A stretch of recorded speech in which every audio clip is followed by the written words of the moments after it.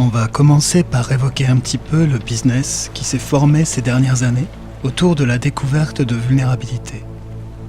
Je veux parler ici des bug bounty. Un bug bounty, c'est une récompense qu'une société offre aux personnes qui trouvent des failles de sécurité dans ses produits. Il peut s'agir d'un site web, d'une application, d'une API, etc. C'est l'entreprise qui détermine quels services vont pouvoir être explorés à la recherche de failles de sécurité. Il y a bien sûr des règles à respecter, et chaque bug bounty doit énoncer clairement les limites que le testeur ne doit pas franchir. Par exemple, comme il s'agit souvent de services en production, il vaut mieux éviter de tout casser si on veut sa récompense. D'ailleurs, concernant le montant de la récompense, c'est variable d'une société à l'autre, et ça dépend surtout du type de faille remontée. Plus la faille est critique, complexe, bien documentée, avec si possible un proof of concept, et puis pourquoi pas des recommandations, voire un patch, et plus la récompense sera élevée. Évidemment, si vous trouvez des failles qui ont déjà été trouvées par un autre, vous ne recevrez aucune récompense. Alors, la naissance du bug bounty en quelques dates. Le premier bug bounty à avoir vu le jour a été celui de Netscape, qui en octobre 1995 décide de récompenser les utilisateurs capables d'identifier des bugs de sécurité dans Netscape Navigator. 9 ans plus tard, en 2004, Mozilla offre $500 de récompense à tous ceux qui trouveraient une faille dans Firefox. Puis en 2007, le célèbre concours Prone to Own est lancé en marge de la conférence sécurité CanSecWest. Les participants peuvent toucher une récompense s'ils trouvent des failles de sécurité dans les principaux systèmes d'exploitation et navigateurs Internet du marché. En 2010, c'est Google qui inaugure son programme de bug bounty pour tous ses services en ligne. Et depuis, de nombreux autres programmes de bug bounty sont apparus. Facebook, en partenariat avec Microsoft, a même lancé The Internet Bug Bounty, un programme international récompensant les vulnérabilités découvertes dans tous les principaux outils utilisés pour faire tourner le net, autrement dit Apache, Nginx, PHP, Ruby, Flash, etc. La majorité des entreprises qui proposent ce type de programme sont dans le secteur de la high-tech. Ces entreprises ont rapidement compris les nombreux avantages qu'il y a à faire du crowdsourcing sur une partie de la sécurité. Le principe du crowdsourcing, c'est de faire participer un grand nombre de personnes externes à l'organisation. On remarque depuis 2014 que de grosses sociétés, qui n'ont rien à voir avec la high-tech, lancent elles aussi leur bug bounty. Par exemple, dans le secteur bancaire, Western Union a commencé à proposer en 2014 des récompenses allant de 50 à 5 000 $.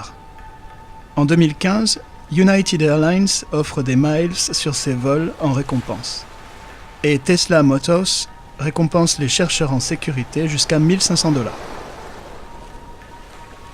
Alors quel est l'intérêt de faire des bug bounty ? Traditionnellement, quand une entreprise souhaite effectuer un audit de ses services, elle engage une société qui fait du pentest, et elle obtient ainsi un rapport détaillé de sa sécurité à un instant T, typiquement réalisé par une ou deux personnes qualifiées. Évidemment, la société doit recommencer ce genre de pentest régulièrement si elle veut rester à jour et corriger les nouvelles failles. Malheureusement, ça coûte très cher, et du coup, elles sont peu nombreuses à le faire. Avec un bon programme de bug bounty, une société peut faire tester la sécurité de son site ou de ses outils en continu par des centaines de personnes différentes et pour beaucoup moins cher. Un autre point non négligeable à mettre à l'actif des bug bounty, c'est qu'ils permettent de détourner du marché noir certains hackers en leur proposant une rémunération tout ce qu'il y a de plus légal au lieu de passer par des méthodes plus discutables. Les bug bounty, c'est donc une tendance qui s'affirme d'année en année et qui donne lieu à un business assez important. La base des CVE est une base de données en open data, ce qui permet un travail d'étude statistique. Alors si on regarde tout d'abord le nombre de vulnérabilités découvertes par année, on observe une augmentation importante jusqu'à 2006. Ensuite, on a une baisse progressive de 2007 à 2011. Et puis on a une remontée à partir de 2012, avec une explosion des chiffres en 2017. Si on s'intéresse maintenant au nombre de vulnérabilités qui se classifient en valeur high, c'est-à-dire des vulnérabilités sérieuses qui ont une note d'au moins 7 sur 10 en gravité. Et bien là, on voit que le nombre suit à peu près les mêmes évolutions, mais si on regarde le ratio, c'est-à-dire le nombre de vulnérabilités high par rapport à l'ensemble des vulnérabilités, on voit qu'il y a plutôt une tendance à la baisse. On regarde maintenant comment se répartissent ces vulnérabilités. On va se baser sur les chiffres des 10 dernières années, autrement dit de 2008 à 2017. Si on s'intéresse au type de vulnérabilité, on voit que les buffer overflow sont en première place. Et les XSS, les failles de cross-site scripting, talonnent les buffer overflow en deuxième position. Si maintenant on déplace le curseur et qu'on regarde uniquement les vulnérabilités high, là les buffer overflow sont toujours premiers. Par contre, les XSS dégringolent dans le classement et ce sont les injections SQL qui montent à la deuxième place. On s'intéresse maintenant aux éditeurs. Voici le top 10 des éditeurs qui produisent le plus de vulnérabilités au global. Si maintenant on bouge le curseur et qu'on ne s'intéresse qu'aux vulnérabilités high, Google, et surtout Adobe, remontent dans le classement, alors que dans le même temps, IBM et Oracle descendent un peu. Si on s'intéresse maintenant au système d'exploitation, on observe que Mac OS X et le kernel Linux sont en tête de classement. Il faut cependant relativiser ça, en précisant que dans ces statistiques, on a considéré Mac OS X et Linux dans leur ensemble. Toutes les versions depuis leur création sont considérées, alors que par exemple pour Windows, les différentes itérations XP, Vista et compagnie sont considérées séparément. Si maintenant on ne s'intéresse qu'aux vulnérabilités classées high, on voit que les distributions Windows tendent à remonter dans le classement. Pour finir, si on regarde les browsers, les navigateurs Internet, on peut être surpris de ne trouver Internet Explorer qu'en 3e place. Il faut ici rappeler qu'on s'intéresse aux chiffres des 10 dernières années uniquement, et que Internet Explorer a commencé à disparaître ces dernières années avec l'arrivée de Edge. Et puis à vrai dire, dès qu'on se limite aux seules vulnérabilités classées high, Internet Explorer passe directement en première place. On va parler un peu du cas des IoT. IoT signifie Internet of Things. C'est un terme qui regroupe une très grande variété d'objets qui ont globalement 3 choses en commun. Leur fonction première n'est pas celle d'un ordinateur. Ils ont malgré cela des capacités de traitement et embarquent un système d'exploitation. Ils peuvent être connectés au réseau. Caméras de surveillance, montres, téléviseurs, consoles de jeux, frigo, voitures, etc. Les exemples ne manquent pas.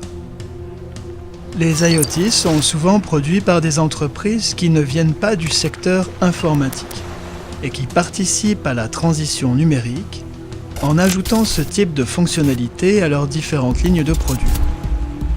Malheureusement, ces entreprises ne prennent pas souvent en compte les risques liés à l'exploitation de vulnérabilités sur leurs produits. Et ces appareils sont donc souvent compliqués à mettre à jour, si tant est qu'ils fassent l'objet d'un quelconque suivi de la part de leurs fabricants. Et c'est ainsi qu'on trouvera des hordes de machines vulnérables, dotées de systèmes d'exploitation obsolètes, de vieilles versions non patchées de Linux ou de Windows par exemple, disséminées un peu partout sur Internet, dans les locaux des organisations, dans les espaces publics et chez les gens. Ces systèmes sont des cibles faciles pour les hackers, qui pourront s'en servir comme tête de pont ou les incorporer dans des botnets. Mais c'est un cauchemar pour les équipes sécurité, qui auront beaucoup de mal à les protéger. H.D. Moore est le fondateur du projet Metasploit et un expert des vulnérabilités et du développement d'exploits. You have to really understand what's out there to know how to defend it. And we're seeing vendors do a really poor job of locking down the equipment they're selling, the equipment that they're maintaining. We're seeing ISPs providing insecure equipment to millions of people out there with no real regard for what the impact will be to those users. In a lot of cases, these are really expensive problems to fix. If you have to go rip and replace every cable modem in a small country, you're going to have it's a pretty big bill to start with, let alone scheduling and timing and so on. Unfortunately, the consumer electronics industry has got us to the point that we have no other choice in a lot of cases. We're using equipment across the board right now that has endemic flaws. That's some of the largest exposures currently on the internet are the result of these kind of broken supply chains, and really no concern being paid to security by these consumer electronic manufacturers. One thing I do want to say is if you can't update it, you can't secure it. And when was the last time most of the folks in this room updated the firmware of their printer, of their TV set, of their Netflix player, of their home router, of their routers at work, of their Ciscos or their Junipers. If you look at kind of our overall IT infrastructure, there's a glaring hole in terms of what machines we don't update. And those are the ones that probably will become our largest risk going forward.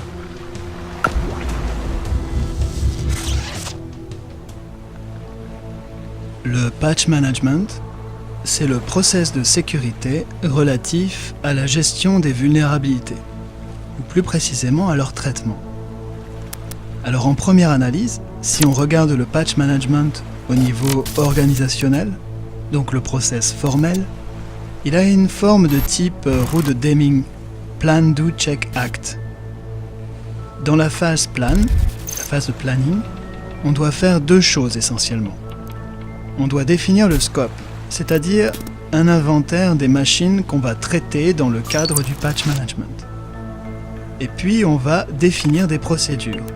Par exemple pour chercher ou être notifié de l'apparition de vulnérabilités, pour déployer des patchs, etc.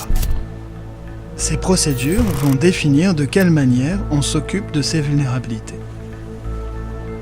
Dans la phase Do, la phase d'action, on va utiliser ces procédures. On va s'informer des vulnérabilités qui apparaissent, et puis si on a des machines vulnérables, on va déployer les patchs ou bien les contrôles qui vont permettre de limiter les risques dans les cas où on n'est pas en mesure de déployer les patchs. Ensuite, on a la phase check. C'est une phase où on va vérifier qu'on a bien traité les vulnérabilités et qu'on n'a plus de machines vulnérables. Par exemple, on va utiliser un scanner de vulnérabilité qui va analyser les machines et qui va nous indiquer s'il y a toujours des vulnérabilités ou non. Enfin, dans la phase Act, on va faire une analyse des écarts. Si on trouve des écarts entre les rapports obtenus suite aux actions de déploiement des patchs et les rapports de scan de vulnérabilité, autrement dit, si on voit qu'il y a des vulnérabilités qui n'ont pas été traitées ou bien qui n'ont pas été repérées, eh bien on va alimenter la prochaine phase de planning avec ces informations. On pourra alors éventuellement redéfinir le scope si on doit rajouter des machines qui n'étaient pas prises en compte, ou bien redéfinir les procédures et les documentations si jamais on se rend compte qu'on n'a pas repéré certaines vulnérabilités ou qu'on a eu des manquements au niveau des procédures de déploiement des patchs, par exemple. Le process de patch management, on peut aussi le regarder au niveau opérationnel. Dans un premier temps, on va monitorer. On va suivre l'apparition de nouvelles vulnérabilités.